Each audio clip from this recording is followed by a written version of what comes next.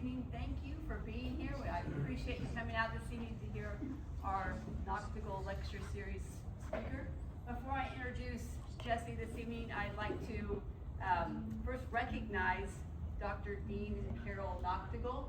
It's because of them that we are able to bring great speakers who have entrepreneurial stories to share with us about their journey, their ups and downs, and advice for us as future entrepreneurs and what kinds of things that we can glean from their experiences. So thank you to Dr. Dean and Carol Nachtigall and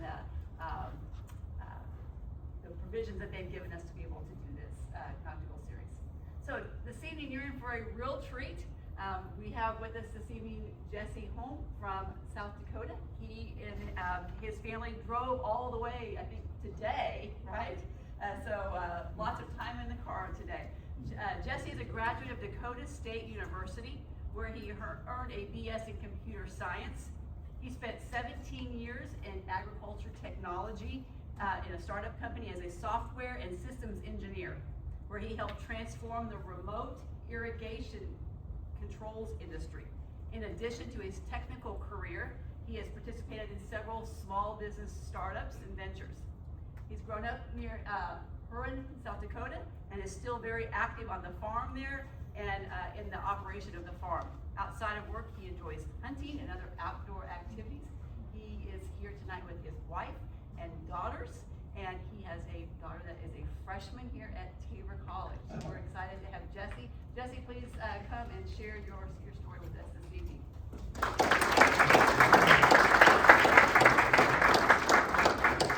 All right, well, thank you, Dr. Angel and Dr. Jansen, for having me here. I'm excited to get to share with you guys. I am not like this great motivational speaker or anything, so what I thought I would do is just tell you guys a story. Like, here's the story of what career and entrepreneurship was like for me. So, yeah, graduated with computer science went in 2006 from Dakota State. Fast forward to now, I've been back on the family farm for a few years after retiring from being in software in the agriculture field. So in preparing for this, I had the epiphany that I have been embedded, immersed in agriculture from the day I was born. And growing up on a farm, it's what you do. And then I went into computer science in college, and little did I know I would never leave the ag industry. But it's been such a great place to be. It was really hard way back before my time in the 70s and 80s, and I really feel like ag was not very popular. It has become very popular now, I would say, and it is really a great place to be. There is so much technology and interesting ways of doing things that the possibilities are endless. I mean, in any field you can find somewhere to be in agriculture, so I think it's a pretty cool place to be, and you get to be outdoors a lot, even if you're not farming. So, I graduated from high school in 2002, and from that, even before that, I knew somehow in my heart that I was supposed to go into computers, and I knew that I wasn't called into farming, at least at that time. And my family was very supportive of that, and let me introduce the company that I was a part of. So it's called AgSense, and I even got the shirt on tonight, the throwback shirt. This is from a decade ago, so I was kind of excited to get to wear it again. It's called AgSense, as in agricultural common sense. So AgSense. I had no idea what it was the first time I heard it either. I didn't know what they were talking about. So I was actually back in my hometown for a basketball game, and this guy asked me, hey, you want to come work for my company? Kind of a little bit of a story made shorter. I ended up working out, and I started as an intern at this company called Accents.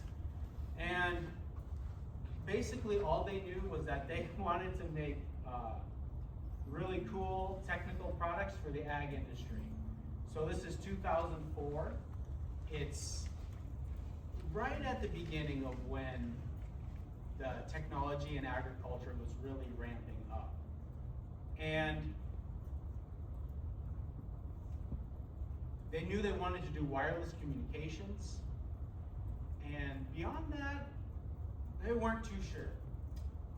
They had started in a bin temperature monitoring product, so a cable of temperature sensors, and they'd report it to the customer's computer. Internet wasn't super heavy use at that time. Not everybody had the internet, believe it or not. And so in that time frame, 2004, 5, and 6, it was radios and home computers. I mean, that was like the technology level there. But that, I wasn't doing that yet. They had me doing other things. Probably my first kind of more advanced project was, they wanted to do barge monitoring. Well, what's that? When like a grain barge gets loaded, they need to make sure it's level and at the right depth for the Mississippi River. Well, let's build a product to monitor it.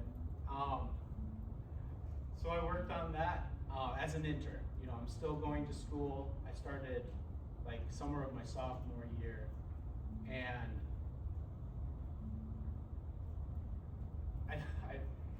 I could talk about that for longer, but I think we need to keep going. But the point there is,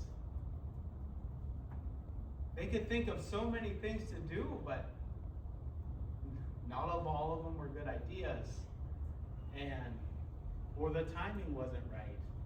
And it gets to the point in the startup where like you need to produce something viable and have a viable market. So our president made the decision, okay, stop, let's focus.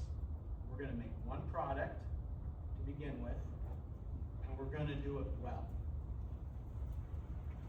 And so, right around that 2005, 2006 time frame, they realized, hey, irrigation needs some help here. Let's add some remote capability to irrigation, or center pivot irrigation. And that's when things really started to turn and really become good. So I'd like to get to know you guys a little bit.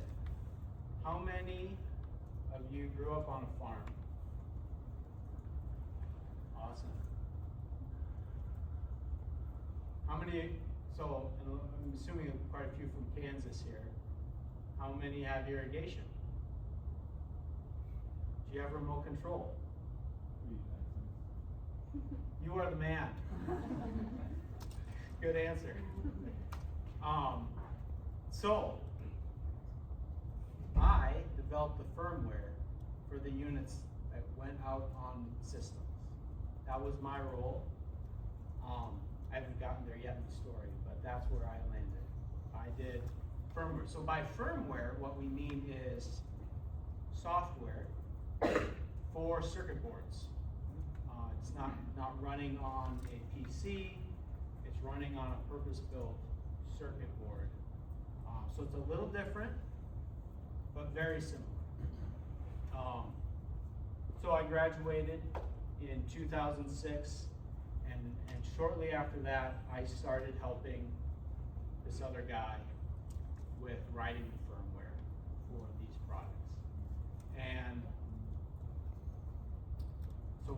that time, what we had was a large, powerful system that could do about everything that a customer could want. It had two pieces. Piece at the center of this irrigation. It's, for anyone who's not familiar with center pivot irrigation, it's those big watering machines out in the field, and they go around in a circle. Which he could tell you all about, I'm sure. And it worked. It had its struggles. It was an early product, but it worked. And it was, I don't know if I could quite call it popular. I mean, we sold some, but what we found out there was what the market may have said it wanted to be able to do everything, but what it really wanted was something simple and easier to use, easier to install, and less overhead. So when we went from a full, powerful, complicated system to a simple system, that's when we really took off and things got exciting. We were so busy. We were doing a redesign every year just to make it easier to build so that we could build enough. So that was some interesting times there, because we didn't, we're still learning, and so much growth was happening at that time. And so as we were growing, then you got to support these things too. And one of the interesting things about this company, AgSense, is this little startup. I don't know if we've ever had more than 30 employees. And by the time we hit 2007, 2008, my coworker left to work at a big company elsewhere doing software. And so we were left with myself, a electrical engineer who was self-taught, and a server developer who did database and web UI. So by that time we had figured out we need to use the internet. We didn't wait around too long doing that. And so we had a pretty good thing going, but as the developer who was also helping with support, as questions would come that customer support couldn't handle, they'd come to me. I was seeing more and more, like, I was really learning, like, we have a lot of holes, we have a lot of gaps in the technical capabilities here. I think we need to start over and start from scratch. So in those first few years, we learned so much about what was working and what was not working in terms of information that was being transmitted. We had just started using cellular modems. So who knows what generation of cellular service we're running now? 5G. Back at that time, it was 2G. This was 2G. So, you can imagine what these transitions have been like. Also, I forgot to mention earlier, I would really love it for you guys to ask questions. If you think of a question, just ask me.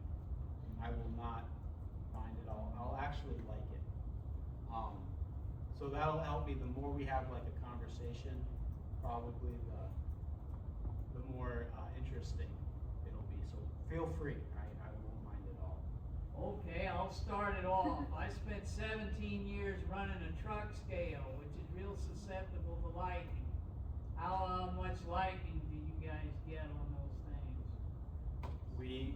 So the question was about lightning striking these remote control units that are sitting on a quarter-mile length of steel out in the field, and it's not super prevalent, but it absolutely happens. We have gotten systems back, blasted to smithereens, antenna completely gone, completely black inside. Which is one of the joys of literally having your advanced technology way out in the field, out in the cornfield. So back in 2009, I came to the leadership and I was like, we have an okay product. I think now we have learned what we need to do to make a great product. And to their credit, they said yes, build it. And so that was the year I got to rebuild the entire firmware code base from the ground up for a new microprocessor with a new circuit board, and I am proud to say that is still in use today. It's a bit long in the tooth, and I think they're going to want to grow into something new, but that exact generation is still in use today, and they sell thousands and thousands of devices of it every year. So it's still going strong, and not that there aren't challenges with it, and making it work in a 4G generation. They still use 4G. There's no need for this to be on 5G at this point. So that was a big, scary deal, because the requirement was you have to be ready for irrigation season. We have to have product that we can sell, because it's a little intense serving the ag community, because everything is so important. Timing. You can't miss a whole season of doing this. So it was in August of 2009 we had our first Hello World type full end-to-end transmission, and I helped a lot on the server side as well, writing the applications that received the communications, and then it went into the database, and I didn't have to worry about it anymore. So shortly after, so that was a success. It went well, and shortly after that, I was trying to decide, what do I need to, do I want to keep doing this here? Like, do I want to, what should my career look like? Should I, go somewhere else, and I talked to the president, and it was kind of surprising and later humbling, but he and the rest of the ownership group allowed, and I would say even encouraged me to become an equity owner in the company. And that's really what kind of kick-started not just doing software development, but being so much more business-minded, and really helped me see the company as like, I'm not making decisions as an employee only, what would be best for the company? It really gives you it helps you see the big picture, even when, you know, maybe what you want is not, maybe what would be easiest for you is not what's best for the whole company. So when you can see the perspective of the whole company,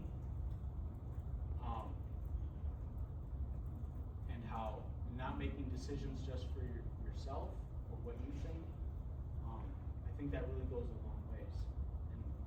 And if we have time, I might come back to that.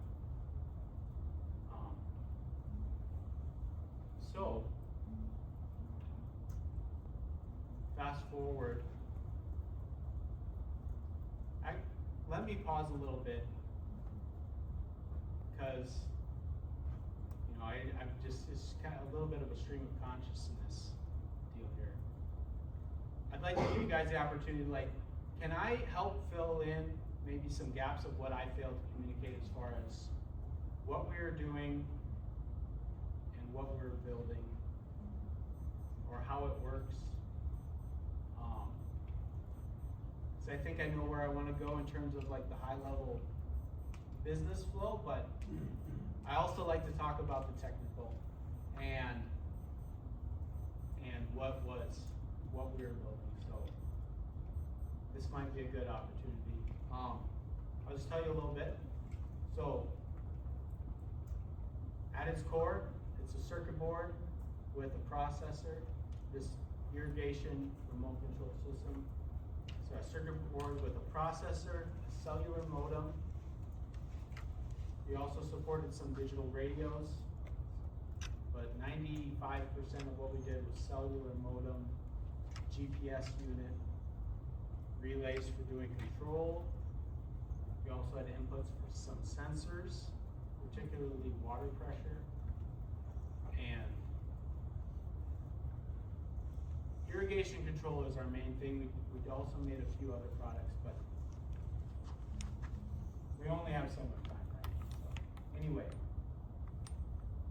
I could talk for so long on the technical. Yes, sir. So what could a farmer do? What are just the basics of what a farmer sitting in his home office do with your unit that he couldn't do before?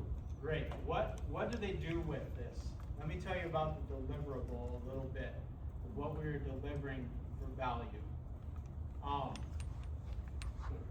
So if I'm trying to explain to a farmer what's the value of this AgSense business, we'd say you can run your irrigation systems just with your phone. So there's an app, and you can make it do what you need to do. So they could stop it is the most basic important one. You got to be able to stop that machine if there's an issue. That's also the easiest to do electrically. So stopping it, and then also starting it. The other main controls are how fast it moves through the field.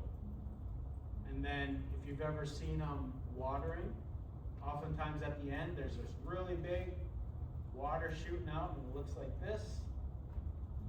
That's called the end gun. It kind of looks like a big water gun. Looks like this big, but it's actually this big on a large machine. And they pick up more acres that way beyond it. And then if the wiring of the irrigation system allows, we can also change the direction. That's the basics of what you can do on one of these irrigation systems. If you know what voltage to put where, basically. If you connect voltage to different wires, and it will do certain things. So that's the basics of it that we learned kind of along the way. We didn't, we just went out and built it. Good question. What else can I answer to fill in some of the gaps? Yes? So if you got an older farmer that doesn't want to upgrade to one of the flip phones? So, do if you've got an older farmer who, just wants a flip phone and doesn't want to deal with this app stuff? Surprisingly, as time went on, there's very few older guys who don't have a smartphone. I see it more often in a little bit younger ones now, like even my generation, like in the mid 40s. But for that, it's still a super valid thing that we dealt with. Back in the 2006 to 10, it was much more common to have a flip phone. And so we actually did a lot of basic control with texting. You could text, the name of the system and stop, and it would stop. So we did do some basic with the texting. Initially, actually, that kind of brings up a good point in what I can remember. We were web only for a while, which meant at your computer back at that time. So on the internet, you had to be at your computer. And so it was often a both thing where we did a lot of it on the internet, and then on your phone if you were away from your computer. Like if you were out at dinner with your wife. And then the other big deliverable was alerts. Like if something happens in the field, the customer would get an alert. So ultimately, of all that technology stuff, the real final value proposition for the customer was quality of life. That's what sold the stuff eventually. Kind of a interesting thing early on, we received a Christmas card from a customer, I think he maybe was in Texas. And it was a picture of his family. He just said, "Thank you. You give me more time with my family." Like, ultimately, that's what we were delivering. So that's kind of something that sticks in my head. I wouldn't say we received a lot of Christmas cards, but that's one you just kind of remember, because I know we did that for so many guys.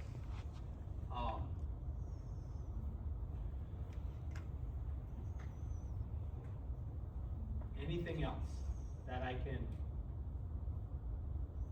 can talk about technical questions for like all night? Yes. Did you guys have a lot of competition starting up, or was it kind of a niche thing that you guys were doing? Okay, what was competition like?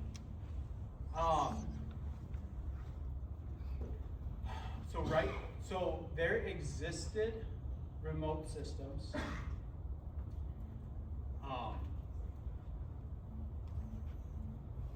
The company that would later come to purchase us had like landline control, and if you really wanted to, like the telephone system, for anyone who doesn't know what a landline is, like, all calls used to go over wires everywhere, only. And they're called landlines.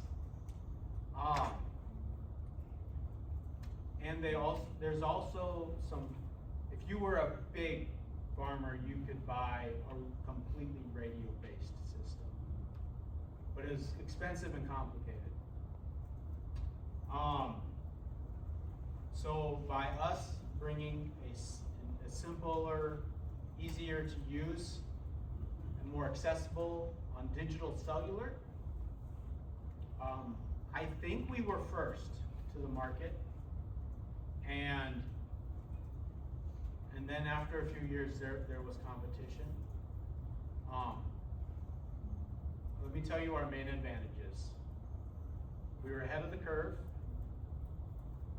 So kind of the technology, we had the tech. Not everything was perfect. You can about imagine how many things there are to go wrong on this device and out on the end of a quarter-mile metal thing delivering water. So the other thing that really set us apart, and this is kind of one of the things I've learned, is customer support. It doesn't matter how great your technology is, it might be the very best, but if you can't support it with people and your customer getting the help they need, you will not get very far.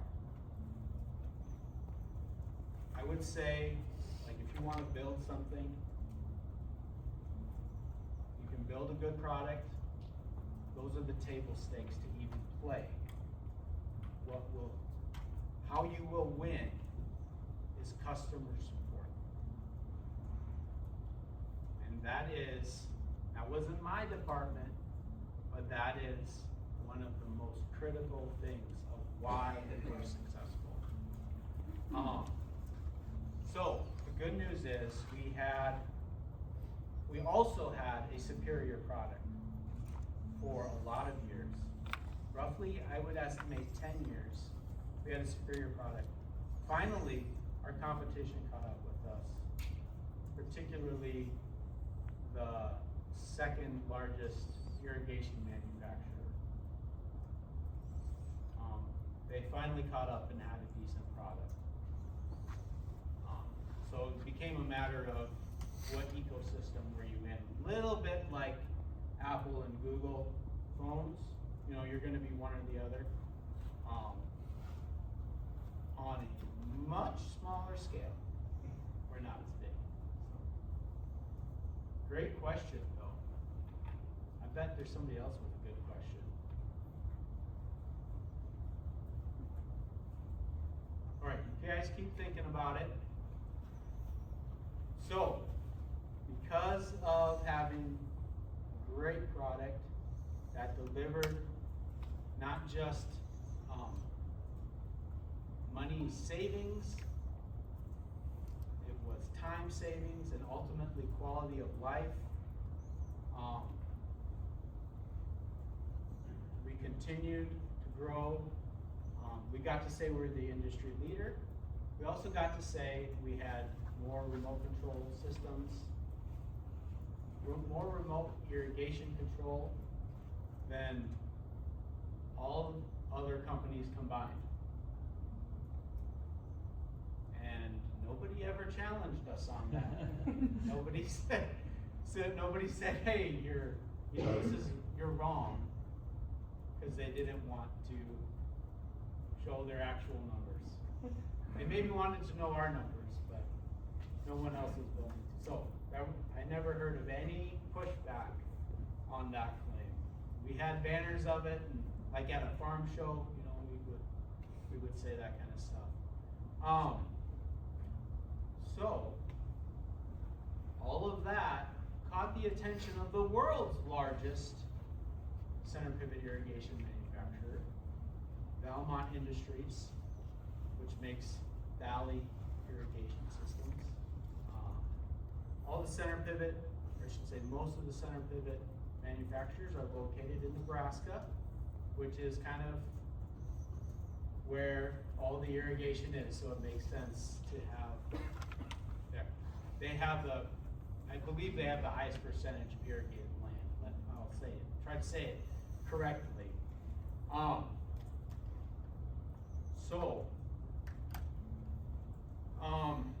They had met with us a few years before and kind of said, you guys aren't worth our time,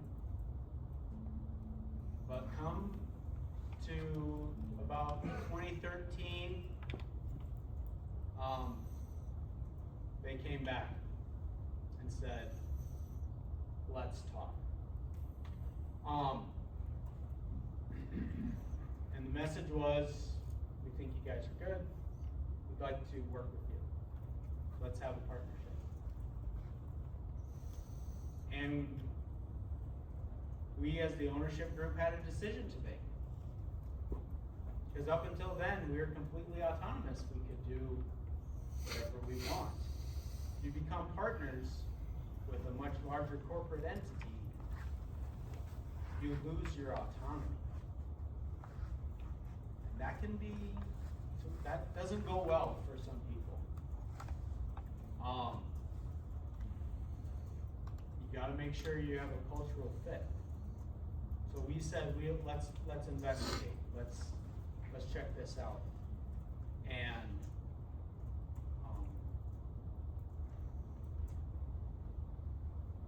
I'm thankful to say it was a cultural fit. They had a great culture.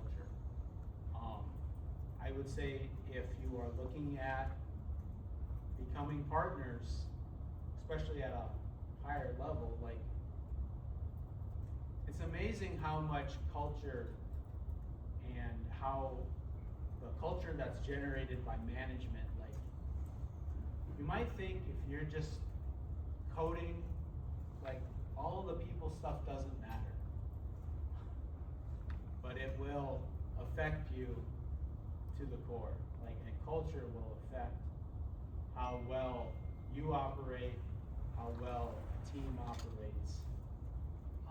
I really can't stress enough how important it is in any kind of partnership that you have a good cultural fit. It can be hard to evaluate that. Well, the decision that was before us was, compared to us, these guys have unlimited resources.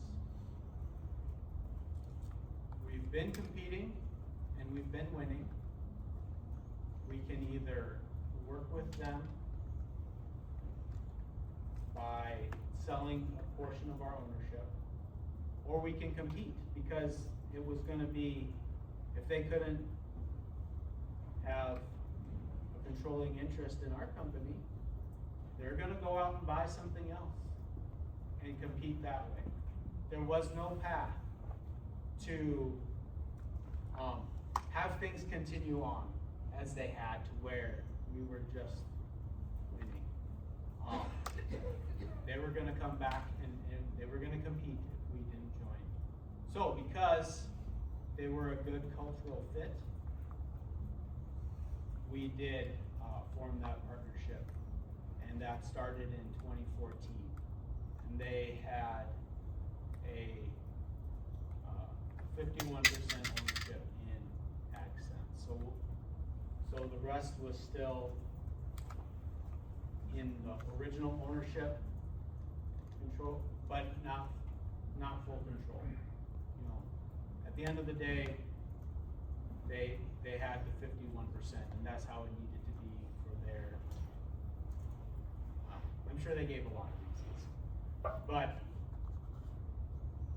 I am thankful to say here today that it turned out very well, and through that partnership we continue to grow and move into those 3G modems, and then a few years later the 4G modems, all of which has its own special challenges and benefits. So that reminds me of another story. When we transitioned from 2G to 3G, you can about imagine the speed boost that was there. That was very exciting for me as a developer. This is so much faster. These work so much better. I love this.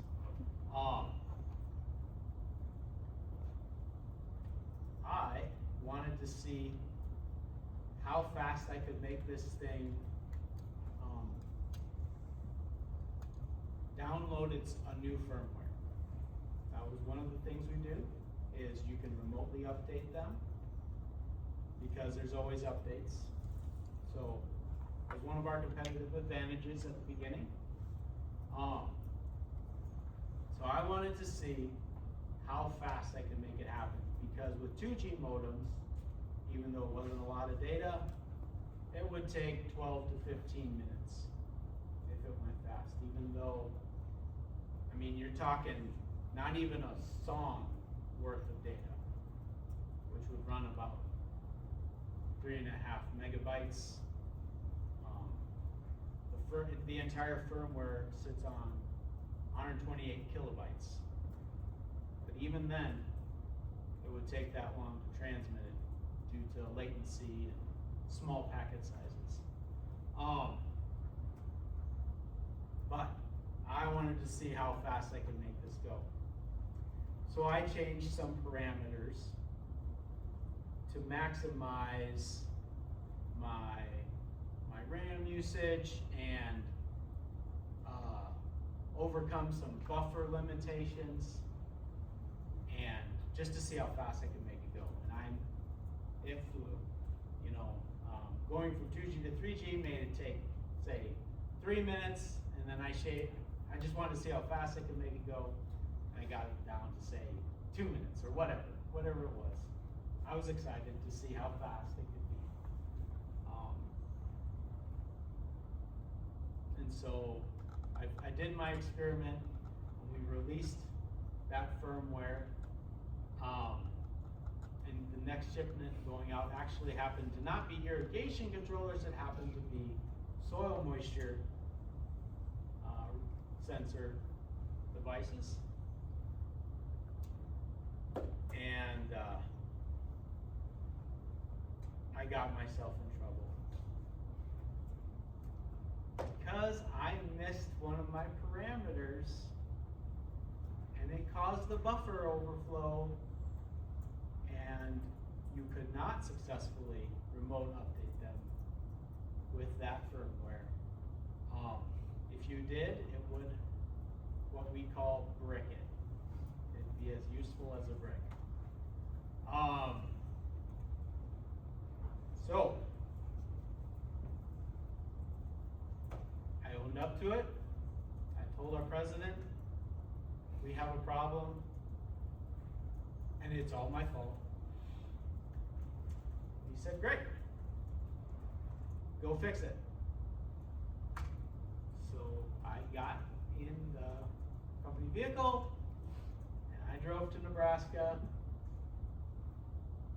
and Kansas and updated the hundreds of units that we had shipped out. Thankfully, they hadn't been put out in the field yet, and they were in a warehouse, in 2 warehouses. But I updated every one, out of the box, lids off, programming cable put in, turn it on, reprogram it. And, you know, the lesson I learned there, you know, it was a hard lesson, but ultimately, it's just own up to your mistakes. Like, they're gonna happen. And if you don't feel safe in your working environment to say, I made a mistake, I wanna fix it, but I made a mistake. If you're not safe doing that, that's not a healthy work environment. That's not a healthy in any environment, right? Being able to be vulnerable creates trust, and that's one of the reasons why we had such a great team. We knew each other so well, we could be vulnerable, and we had such a high level of trust. So that's my story, how I got myself into a lot of trouble. Thinking I was being smart. Well,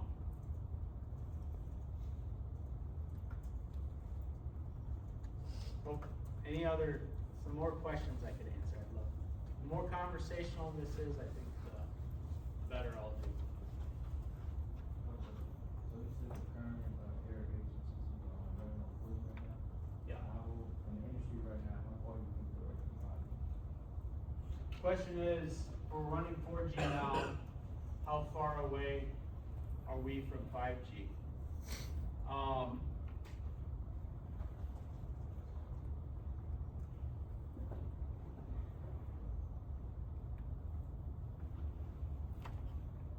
I think we're quite a long ways from sunsetting 4G. One of the reasons for that is my 5G AT&T phone, to the best of my knowledge, is not even 5G native, which means it still connects on 4G and switches over to 5G. I am not 100% on that. But that's, I know that's how it was, and I don't think that's changed. So what that means for AT&T and Verizon is that their 5G networks authenticate on 4G. President Jansen may tell you all that's totally wrong tomorrow. I don't know, but for now, maybe it can be right. T-Mobile actually does have a 5G native network. As a user, I'll never notice.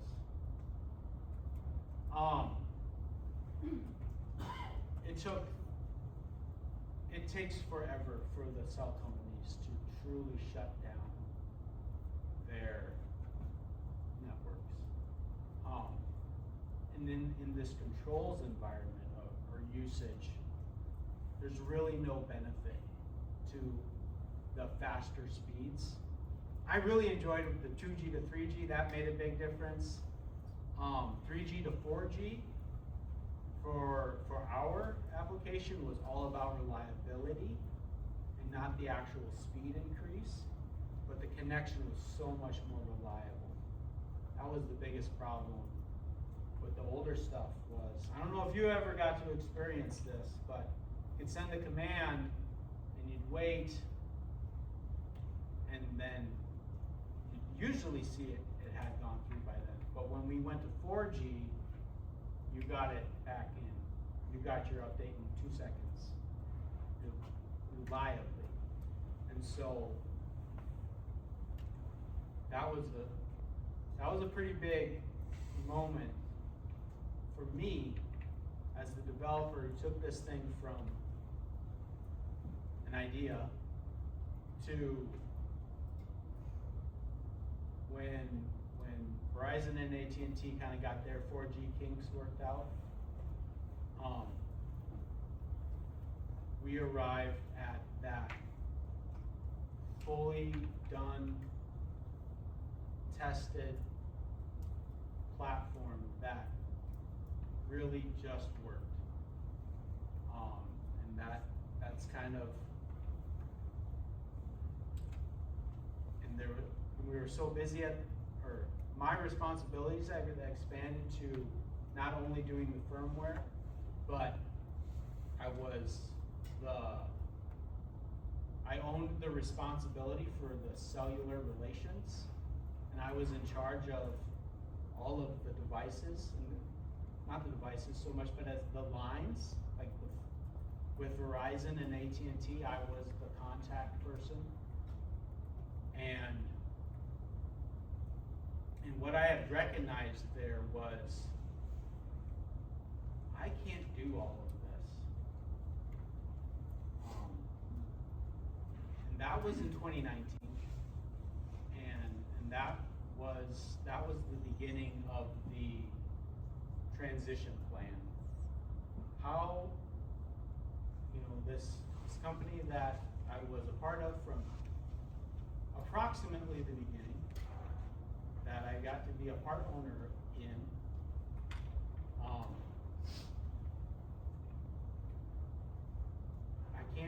I'm not gonna walk away cold turkey, but I'm not gonna be able to do everything forever.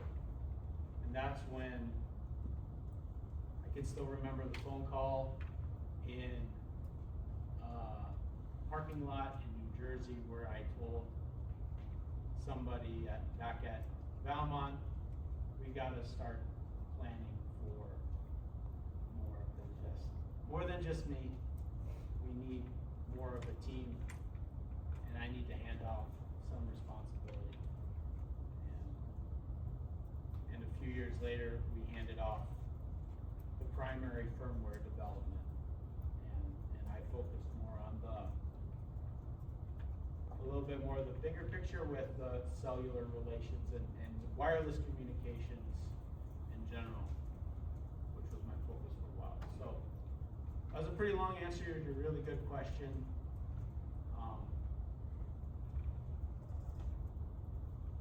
For AgSense's use case, so summarize, to AgSense's use case, we'll take long distance, more wireless distance, and reliability over speed. So speed's not important to us at this level, whether it's 10 megabit or a gigabit, but how far can we go? Within 4G, there are a lot of categories, and we use the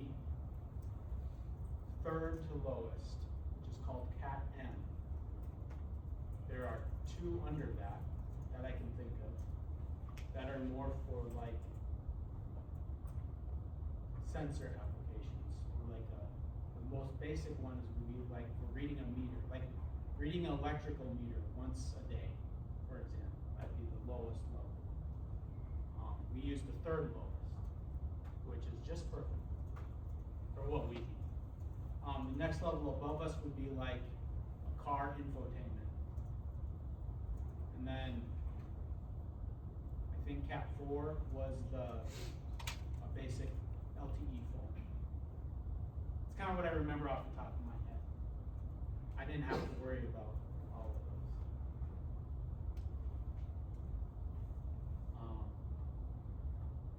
And so let me just wrap up the kind of the timeline story here. In 2020, COVID hit. It didn't really affect me at like an integral level or our company. Obviously, things looked different. Everybody who could work from home. All of you would have done high school at home, right? I mean, that's for the students. Everybody went through COVID in high school. So a little bit similar. I would say high school would be harder remotely than my work remote. But not really related to any of that. I just really felt in my heart the time would be for me to kind of do the final transition out, and I announced my eventual retirement to my coworkers, and they had like a phased retirement program where you very slowly over months, many months, ride off into the sunset and kind of help make sure there's somebody to take your place, so more training and so forth.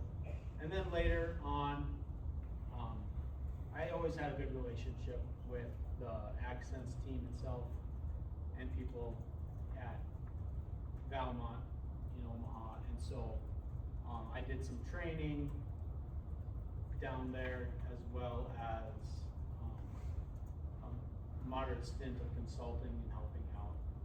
So I still, as of even of last year, I still helped out consulting, and I don't think I will need to do any this year. We'll see what next year brings. It's always interesting when I go and chat with them. I could probably go on for quite a long time, but if you guys have some questions I could hit on. Yeah. Yeah, what was the cost of producing these firmware and software? And how much did you guys sell it for? Okay. The question was about the cost of these. Well, the cost for the firmware and software was extremely low. 2 salaries. Mine and the other guy.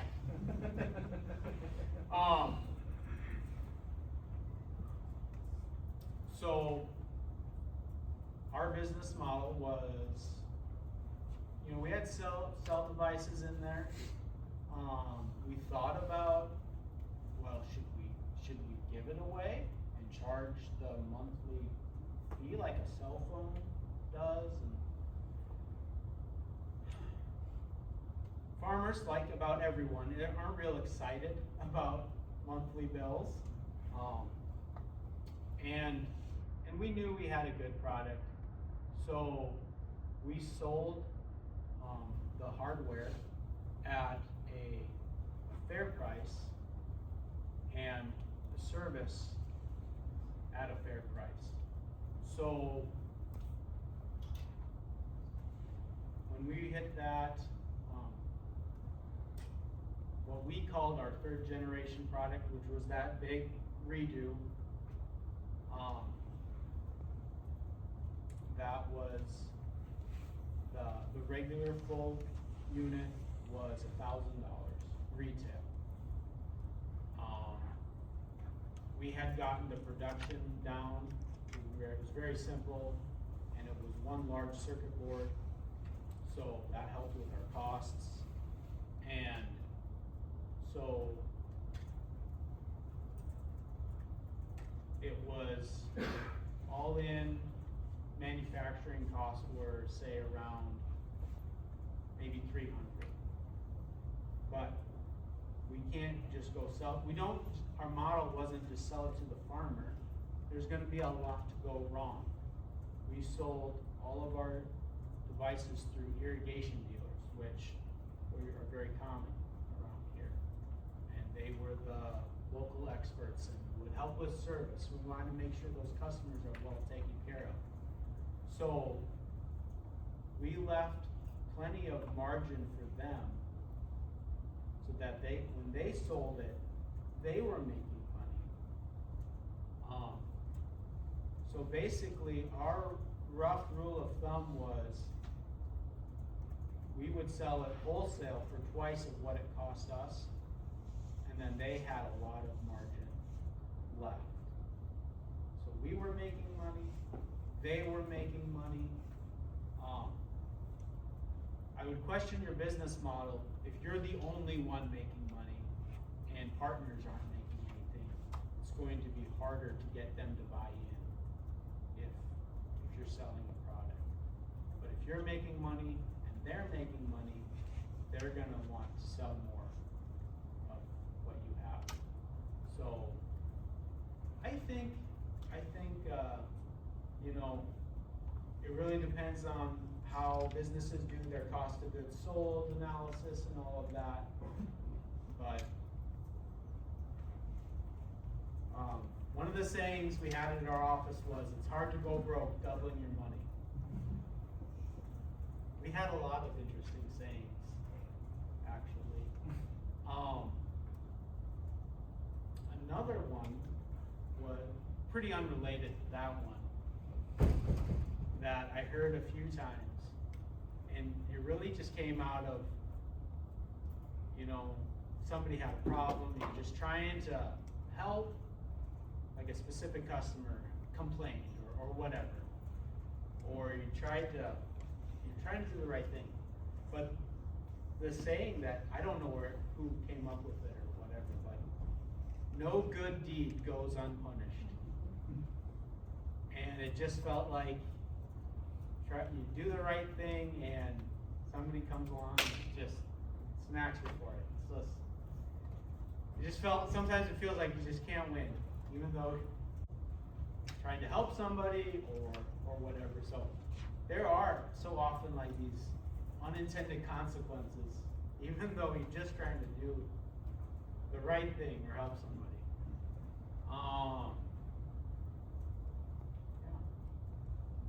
No other of our funny catchphrases are coming to mind. What else? What other questions can I take a stab at?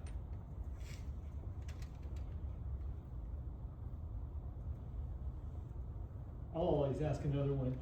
So what did an exit look like? So you sold 51% of your company. Was it a publicly traded company? And so did you get stock in the company, or how do you get out All as right, a founder. let me talk about what that transition looked like and try to make sure I don't say anything I'm not supposed to say. Right, yeah.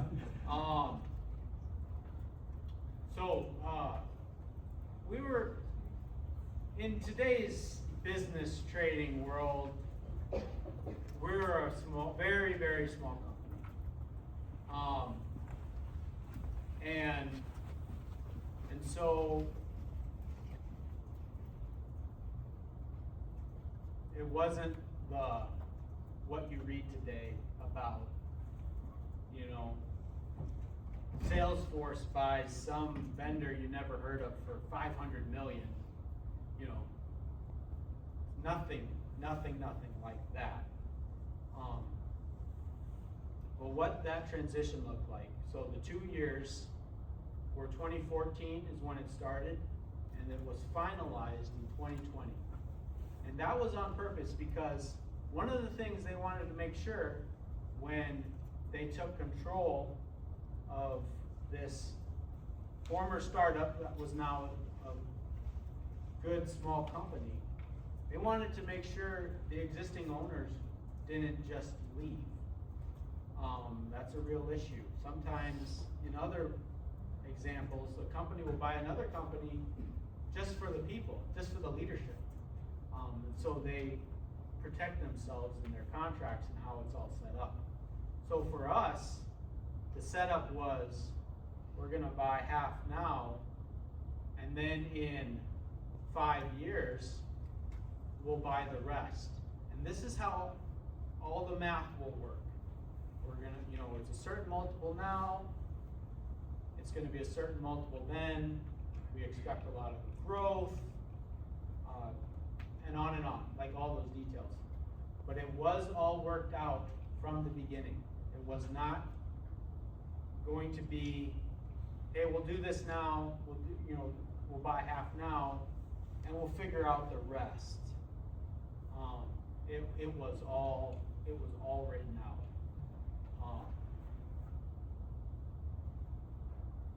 Not that there would ever have been like a major problem at that level, but for individuals, I will say, don't rely on somebody promising you one thing and never following up with something in writing. So for my farmer guys here, for an example, farms is where you hear a lot of this kind of verbal agreements and contracts.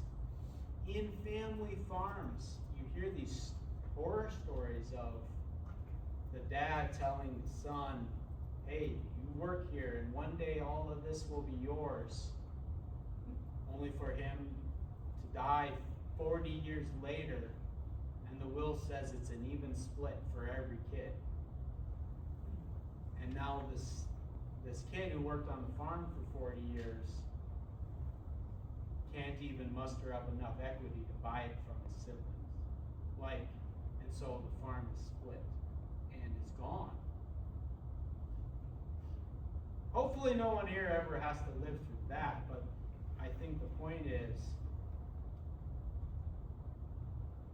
at the end of the day, if you're working or whatever, don't do it on the basis of a verbal agreement. That's almost never enough, even with a trusted family. I mean, if you're spending your life doing something, don't just do it based on that. So in our example here of this company sale and how it all worked out, it was all spelled out, all the terms at the beginning and at the 5-year mark, which they said, well, let's make it the 6-year mark and that kind of a thing. So.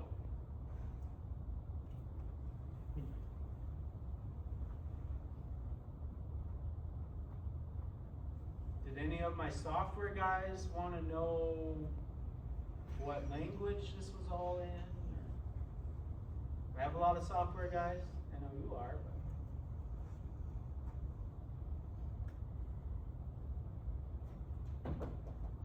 Well, if you're too embarrassed to ask, it was C. It is C.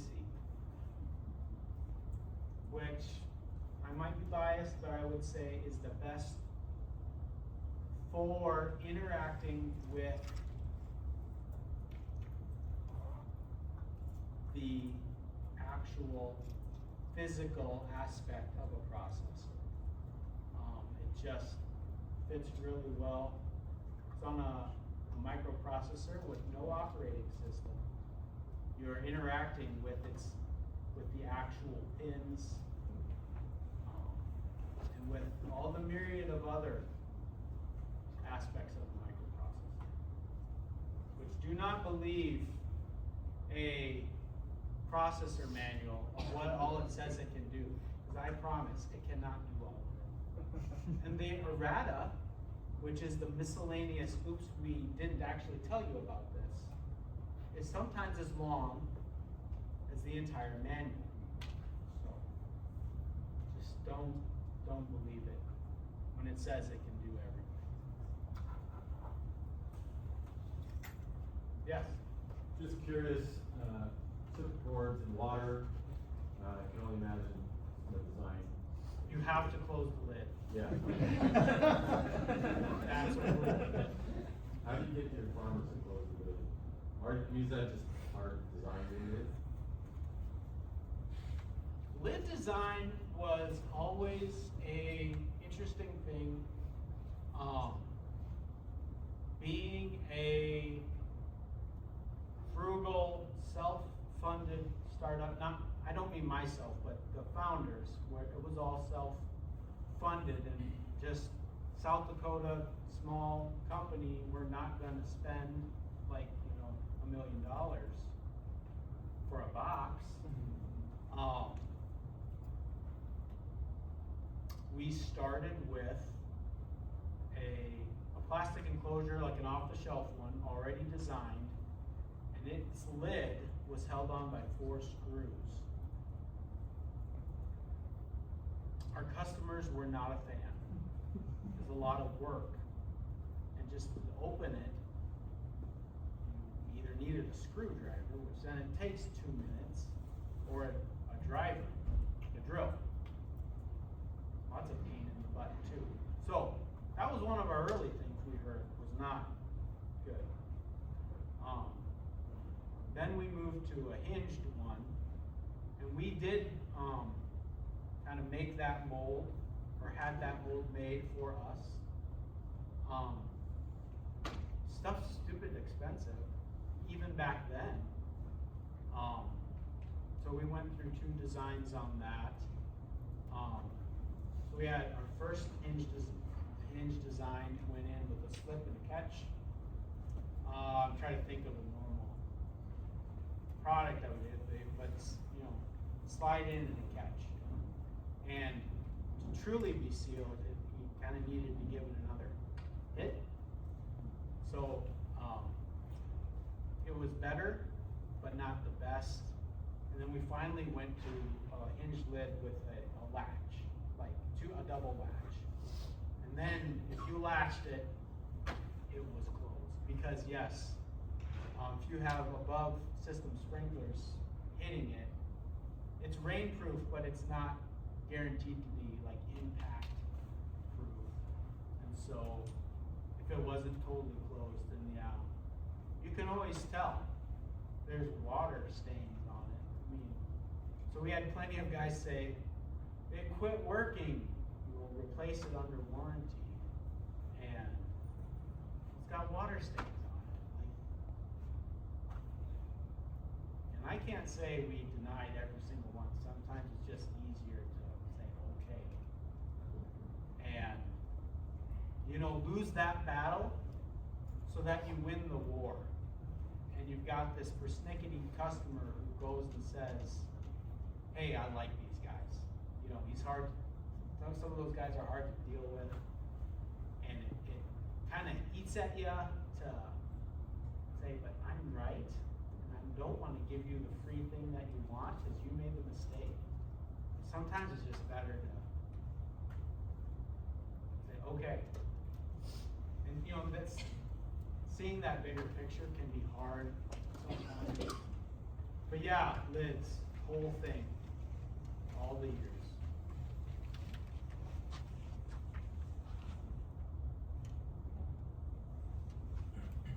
Other questions before we wrap up this evening? Right, it's a little after 8. I don't want to keep some of you, but other questions for Jesse as we wrap up this evening? I guess I have one last one. So, how is your faith and business interacting? In what way have you integrated maybe your faith? Thank you for asking that, because I wrote some stuff down trying to, wanting to talk about that. So thank you so much. Where does faith and work, how does it come together and so forth? I wish I could say, because I did this and this and this, I led 3 of my coworkers to Christ. I can't say that. But I want to tell you guys that worship is not just what you do on Sunday.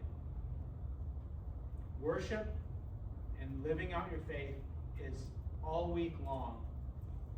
And when you really think about it, I think it might be more so at work. I think it's easy to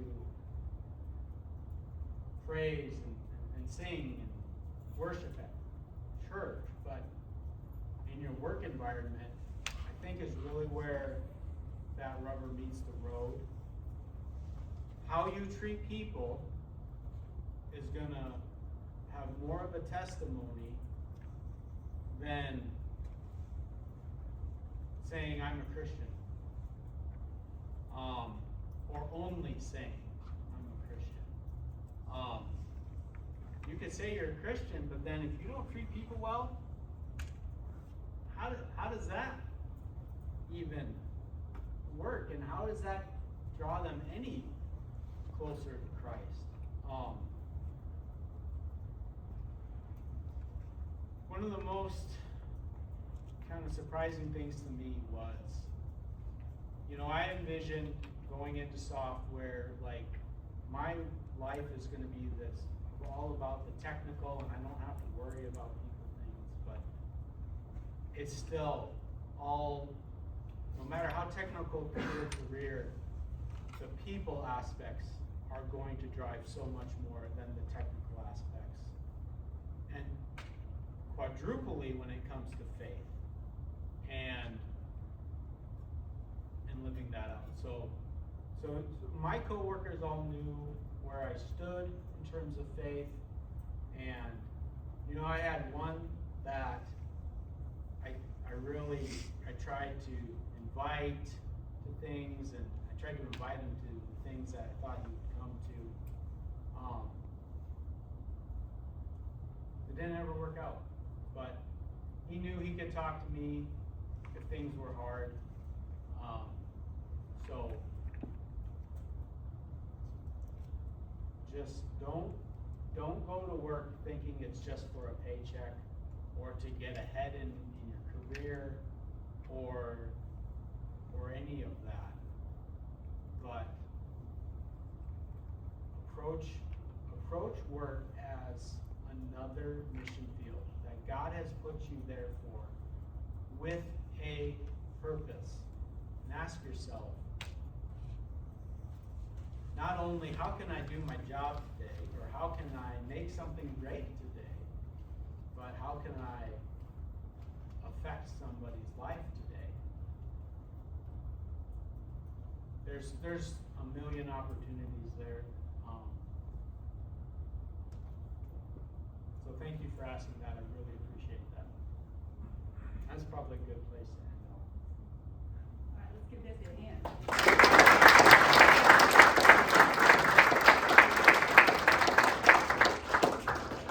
That was great. I know I have a lot of great takeaways. I was writing down things that he was said.